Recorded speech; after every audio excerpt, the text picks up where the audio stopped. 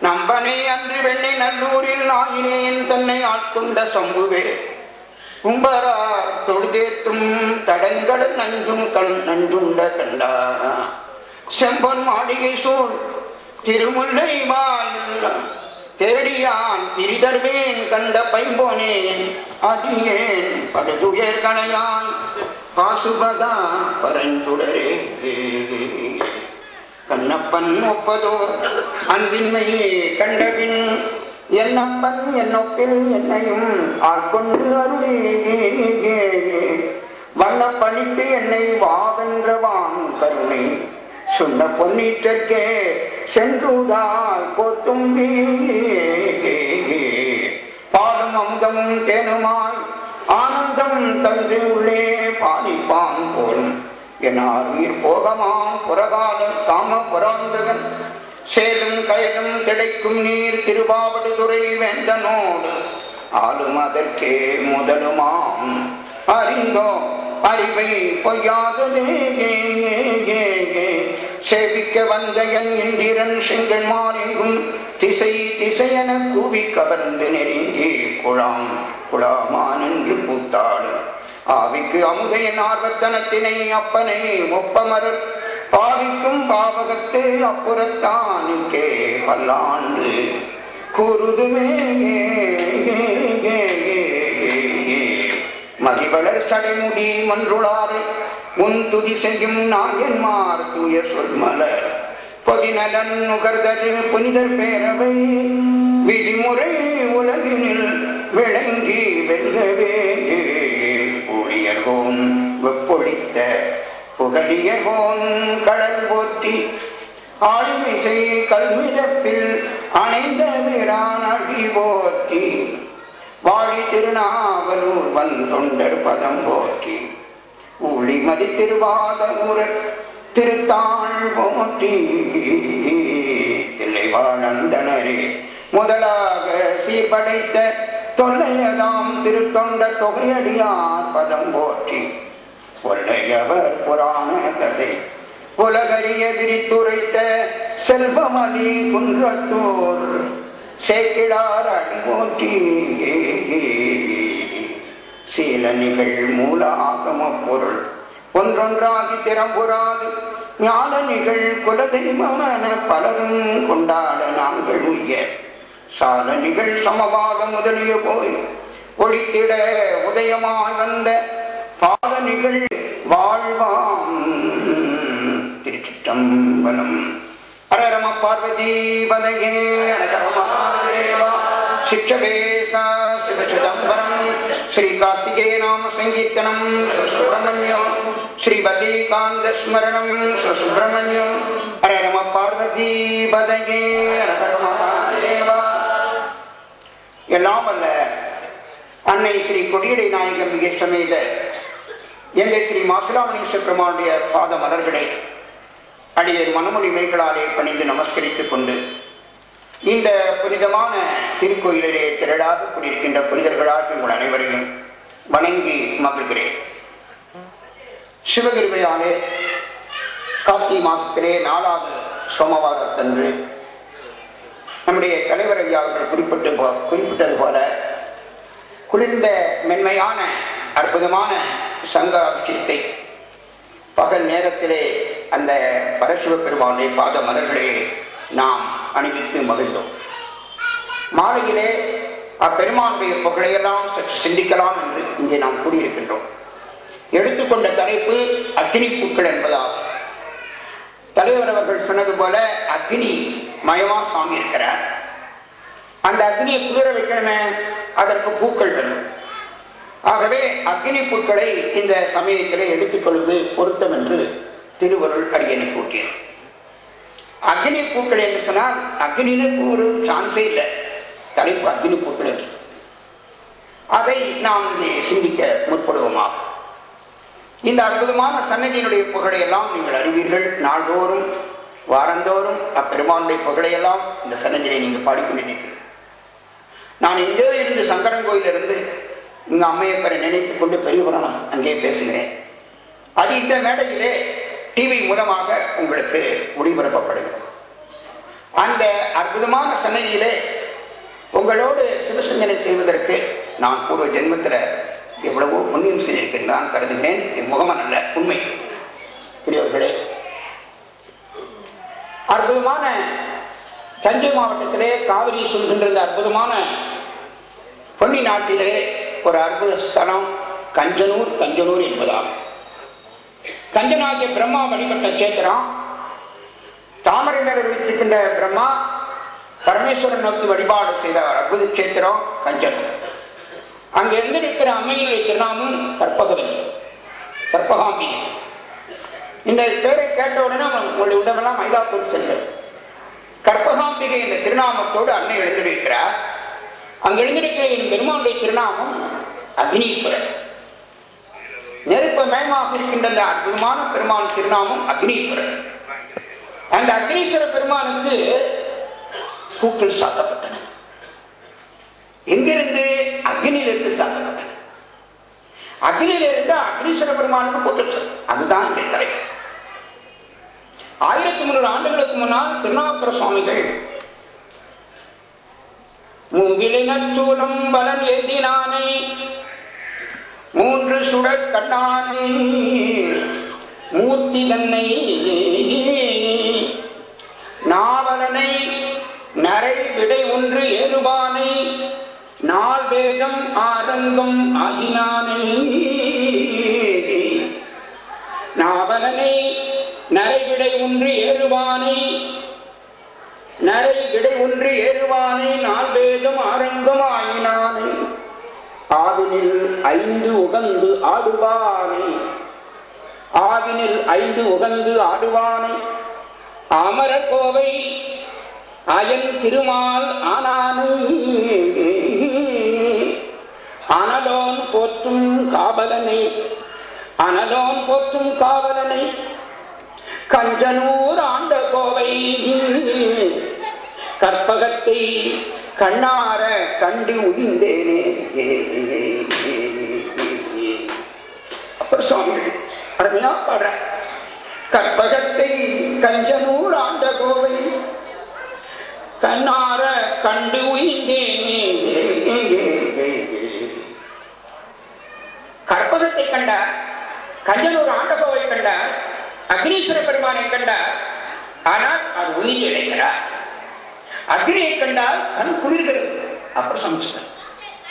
அக்னியை கண்டால் நமக்கு வெப்பம் பயங்கரமா இருக்கும், கண்ணை பொத்துவோம். அப்பர் பெருமான் பெருமான் கண்ணில் நின்று கொண்டு கஞ்சனூர் ஆண்ட கோவை கற்பகத்தை கண்ணார கண்டு உயிர்ந்தேனே என்று அற்புதமா பாடுற சலாம் கஞ்சனூர். பல 100 ஆண்டுகளுக்கு முன்னால் அந்த கஞ்சனூர்ல ஒரு பெருந்தகையார் திரு அவதாரம் செய்தார். அவர் திருநாமம் சுதர்சன். சுதர்சன் என்பதாகும். அந்த சுதர்சன் என்ற அற்புதமான திருநாமத்தை கொண்டவர் யார் என்று கேட்டால் மகாவிஷ்ணு. மகாவிஷ்ணு 25 அவதாரங்கள்ல அது உண்டு சுதர்சன அவதாரம். இந்த பூவுலகிலே தாயின் வயிற்றிலே 10 மாதம் தங்கி குழந்தையாக பிறந்து வளர்ந்து வாழ்வை முடித்துக் கொண்ட மகாவிஷ்ணு 25 அவதாரம். அவர் ஏன் அப்படி எடுக்கணும்? தேவர்களுக்கும் அசுரர்களுக்கும் சண்டை. அந்த சண்டையிலே தேவர்களை வழிநடத்தி செல்கின்ற தளபதியாக மகாவிஷ்ணு ஓடியார். அசுரர்கள் விரட்டப்படுகிறார். விரட்டப்படுகின்ற அசுரர்கள் எங்கே சென்று ஒளிவது? தோல்விக்கானத்தை தழுவிக் கொண்டிருக்கிற அசுரர்கள் எல்லாம் தப்பித்து இடம் தேடி பார்க்கிறார். கானகத்திலே ஒரு அருமையான ஆசிரமம். அந்த ஆசிரமத்துக்கு ஓடுகிறார். கூட்டம் கூட்டமா. அது யாருடைய ஆசிரமம்? பிருகு மகரிஷி. சிவபக்தி சிவன்முனியாக இருக்கின்ற பிருகு மகரிஷி. பார்த்தவ புராணம் இந்த அருமையான நூலை நமக்கு அருளி செய்த பிருகு மகரிஷி. அவருடைய மாடி ஆசிரமத்திற்குள்ள 100 அரக்கர்கள் ஓடுகிறார். மகாவிஷ்ணுடைய கையில் இருக்க சக்கராயத்தை பயந்து கொண்டு ஓடுகிறார். ஆனால் ஆசிரமத்தின் வாசல்ல யார் இருக்கிறா? பிருகு மகரிஷி தர்ம பத்தினி, மகரிஷி இல்லை. உடனே அவர்கள்லாம் ஓடி வருகிற காட்சியை கண்டு அந்த அம்மை அபயம் கவலைப்படாது. எல்லாரும் என்னுடைய ஆசிரமம் பின்னால் போய் ஒளிந்து விடும். அந்த தாய் அடுத்த சில வினாடிகளில வந்துட்டார் மகாவிஷ்ணு. கையில சக்கராய். விஷயம் தெரிந்தார். இந்த அம்மா அடைக்கலம் கொடுக்கிற அறிந்து கொண்டார். தன் கையில் இருக்கிற சக்கராயத்தை வேகமா பிருகு மகரிஷிய தர்மபத்தினுடைய தலையை அது கொய்து சென்றது. எவ்வளவு பெரிய மாபாதகத்தை மகாவிஷ்ணு செய்தார் பாருங்க. யாருடைய தலை? பிருகு மகரிஷியே தர்மபத்தினி. மகாவிஷ்ணுடைய பேராற்றலை பார்த்தீர்களா? கேவலம் ஒரு பெண்ணுடைய தலையை கொய்துகின்ற பேராற்றல். அப்பொழுது பிருகு மகரிஷி இந்த அலங்கோலத்தை கண்ட மகாவிஷ்ணுவை நெருப்பட நோக்கினார். என்னுடைய மனைவியை பெண் என்று பாராமல் இந்த கதிக்கு ஆளாக்கிய நீ பல 100 பிறவிகள் எடுக்க வேண்டும்.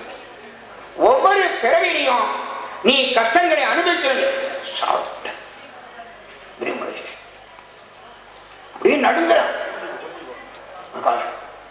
தப்பு செய்து கொண்டு நடுங்கிறார். பிருகு மகரிஷியோ அக்னி முடியுமா என்று சாபப்படுறார். 1000கணக்கான பிறவிகளை எடுத்து வாழ்க்கையில் உழன்று சாகப்படுவார். அப்பொழுது பிருகு மகரிஷி பாதங்களை வணங்குகிறார். நான் தவறு செய்துவிட்டேன்.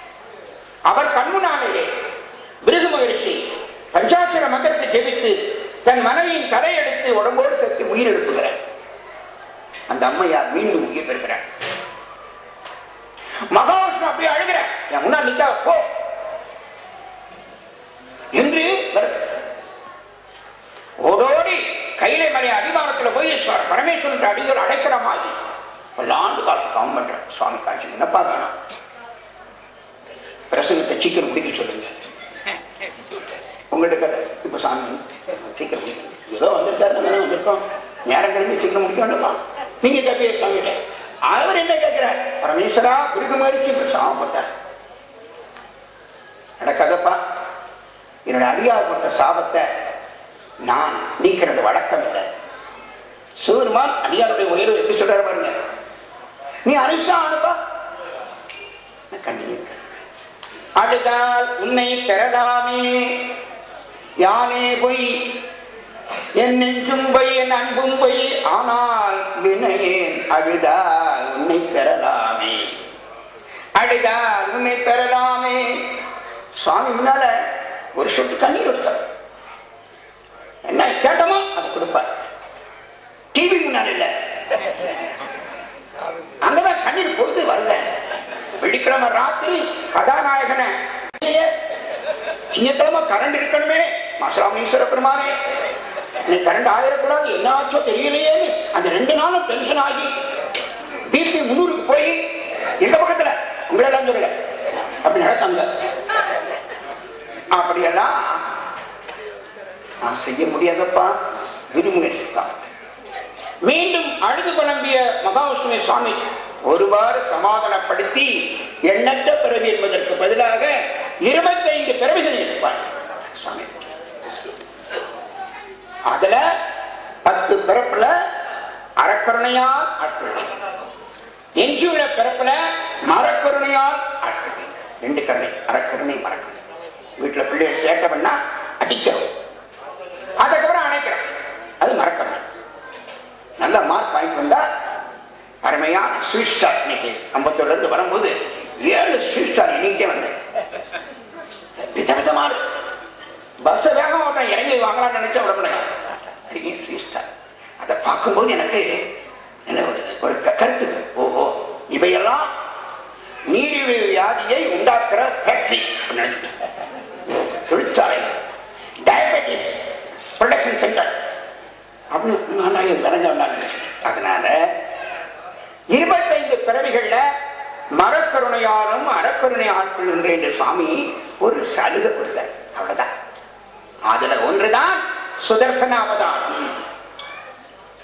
வாசுதேவர் வாசுதேவர் என்ற வைஷ்ணவர், தீவிரமான வைஷ்ணவர். வைஷ்ணவர்கள்னா தீவிரமா இருப்பாங்க. நம்ம சைவர்கள் அப்படி இல்லை. இவங்க யாரால சைவர் தான். உங்களை நான் சொல்லல, எந்த பக்கத்தில் உள்ளவங்கள நீ அடிக்க வந்துடாதீங்க, நாங்களாம் எவ்வளவு தீவிரமா இருக்கோம்.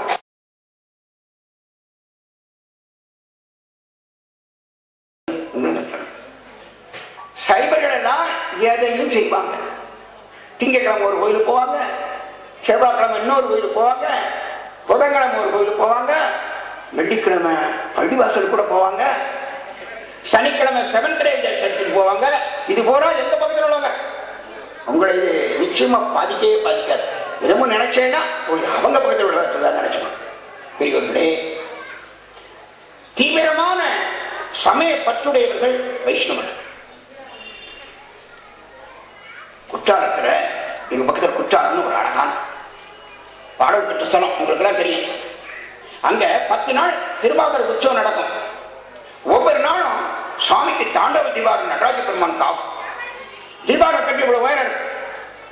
15 நிமிஷம் அந்த தீபாவளி ஒரு சில மேளம் நடராஜ பெருமான் ஆர்வம் உயர், கண்களை கண்ணீர் வந்து.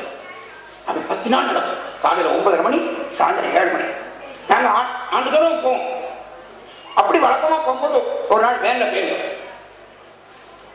வைஷ்ணவ எவ்வளவு தீர்மா உதாரணம் சிறப்பிற்கு வந்துடும். நீங்க கவலைப்படாதீங்க. எனக்கு இப்போ முன்கூட்டியே அந்த செல்ல ஒரு பிக்சர் பதிவாயிடுச்சு. கடைசியில 7 பேர் தான் உட்கார்ந்து மாதிரி. அதனால கொஞ்சம் கொஞ்சமா சொல்லாம போயிருங்க, வேண்டாங்க போயிட்டு வர நீ அனுப்பிடாதீங்க. நைஸ் நைஸா பெரியவர்களே, குற்றாலத்துக்கு நாங்க போறோம். அன்றைக்கு காலையில கோயிலுக்குள்ள போறதுக்கு முன்னாடி அந்த கடையில காப்பி குடிச்சுக்குவோம் அப்படி எல்லாரும் சொன்னாங்க. உடனே அந்த கடைக்குள்ள முதல்ல மேல போட பார்த்தேன். போட பார்த்த உடனே நரசிம்ம ஸ்டார் அப்படின்னு. ஐயோ, இதுக்குள்ள போ என்ன செய்ய. அந்த பட்டையில் அழகா அந்த முதலாளி அப்படியே 111 ஜாமுன்னு போட்டார்.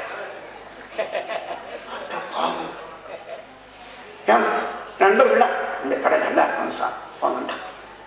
சரி போய் அவங்களோட சேர்ந்து ஒரு பால் குடிச்சா அவங்கள காப்பி குடிச்சாங்க.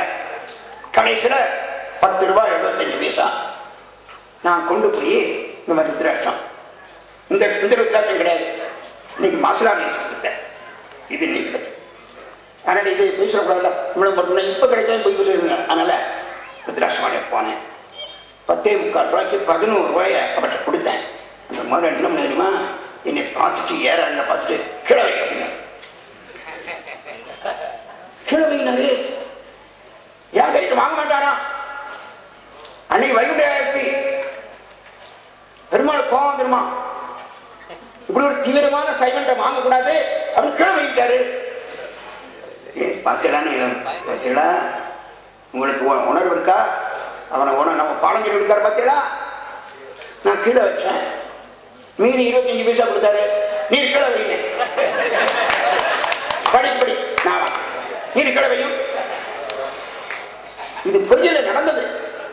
நான் பொய் வெளியே வச்சு சொல்லுவேன், இங்க சொல்ல மாட்டேன், பொய் சொல்லாம முடியுமா வெளியே. அதனால இப்படியெல்லாம் தீவிரமான வைஷ்ணவர்கள் தீவிரமான, நான் யாரையும் குறை சொல்ல, அவருடைய மதத்துல ஈடுபாடு, அவனை மடங்கு பாராட்டு அப்படியே இருக்கணும். சைவங்களுக்கு இல்லையே.